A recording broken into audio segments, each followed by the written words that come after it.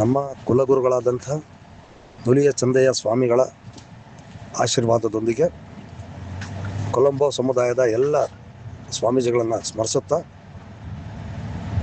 ಈ ಒಳ ಮೀಸಲಾತಿ ವಿಚಾರ ಬಗ್ಗೆ ನಾವೆಲ್ಲ ಏನು ಸೇರಿದ್ದೀವಿ,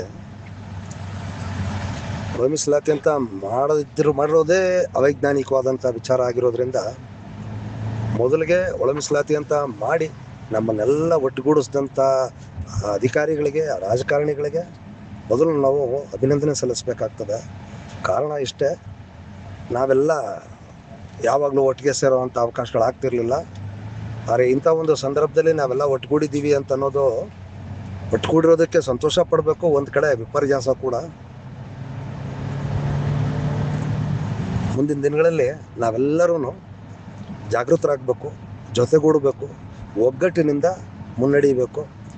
ಈ ಕಾರಣದಿಂದಾಗಿ ನಾವೆಲ್ಲ ಒಟ್ಟುಗೂಡಿರ್ತಕ್ಕಂಥ ನಮ್ಮ ಸಹೋದರ ಸಮುದಾಯದವರೆಲ್ಲ ಮುಂದಿನ ದಿನಗಳಲ್ಲಿ ಶಾಶ್ವತವಾಗಿ ಈ ಸ್ನೇಹ ಭಾವವನ್ನು ಕಾಪಾಡ್ಕೊಳ್ತಾ ಹೊರಡಬೇಕು ಅಂತ ಅನ್ನೋದು ನಮ್ಮ ಅಭಿಪ್ರಾಯ. ಮತ್ತು ಹೀಗೆ ಮುಂದುವರೆದು ಎಲ್ಲರೂ ಒಟ್ಟುಗೂಡೋದು,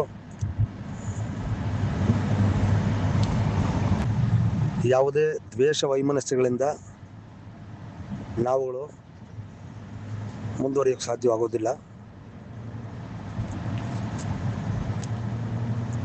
ನಮ್ಮ ಸಮುದಾಯದ ಕೊರಮ ಕೊರಚ ಜನಾಂಗಕ್ಕೆ ವಿಶೇಷವಾಗಿ ತಿಳಿಸೋದೇನಂತಂದರೆ, ಇಲ್ಲಿ ಯಾರೋ ದೊಡ್ಡವರು, ಚಿಕ್ಕವರು, ಶಕ್ತಿಶಾಲಿಗಳು, ನಾವು ಅಧಿಕಾರಿಗಳು ಅಥವಾ ಇನ್ನೇನೋ ಭಾವನೆಗಳನ್ನು ಬೆಳೆಸ್ಕೊಳ್ತಾ ಸಮಾಜದ ಒಡಕು, ಸಮಾಜದ ಸ್ವಾಸ್ಥ್ಯ ಹಾಳಾಗ್ತದೆ. ಇದನ್ನು ಎಲ್ಲರೂ ಮನಗೊಂಡು ಪ್ರೀತಿ ವಿಶ್ವಾಸದಿಂದ ಸಕಾರಾತ್ಮಕವಾಗಿ ಎಲ್ಲರೂ ಒಟ್ಟುಗೂಡುವಂಥ ಕಾರ್ಯಗಳು ಹೆಚ್ಚಾಗಬೇಕಾಗ್ತದೆ. ಇದನ್ನು ಮನಗೊಂಡು ಎಲ್ಲರೂ ಒಟ್ಟುಗೂಡಿ ನಡೆಯೋದ್ರಿಂದ ಸಮಾಜ ಸದೃಢವಾಗ್ತದೆ. ನಾವೆಲ್ಲ ಒಟ್ಟುಗೂಡ್ತೀವಿ, ಮುಂದೆ ಏನಾನ ಒಂದು ಸಾಧನೆ ಮಾಡೋದಕ್ಕೆ ದಾರಿಗಳಾಗ್ತವೆ. ಒಗ್ಗಟ್ಟಾಗಿದ್ದರೆ ಬಲಿಷ್ಠರಾಗ್ತೀವಿ, ಒಂಟುಂಟಿಯಾಗಿದ್ದರೆ ಬಲಹೀನರಾಗ್ತೀವಿ.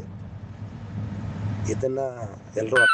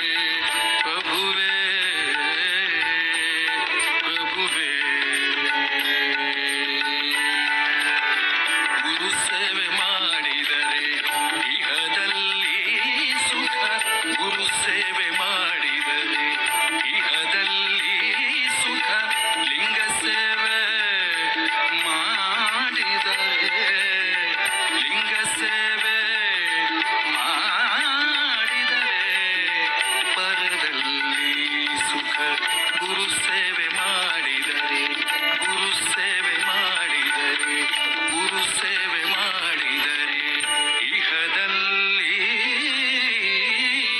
ಸುಖ.